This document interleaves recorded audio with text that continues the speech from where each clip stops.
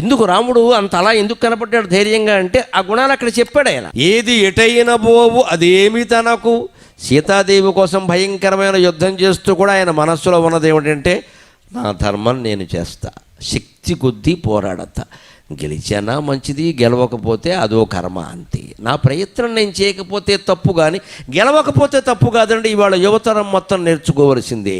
మీరు గెలవాల్సిన అవసరం లేదమ్మా, గెలవకపోతే బాధపడక్కలేదు, పందెంలో పాల్గొనకపోతే బాధపడాలి. ఖచ్చితంగా పాల్గొనాలి, ప్రయత్నించాలి.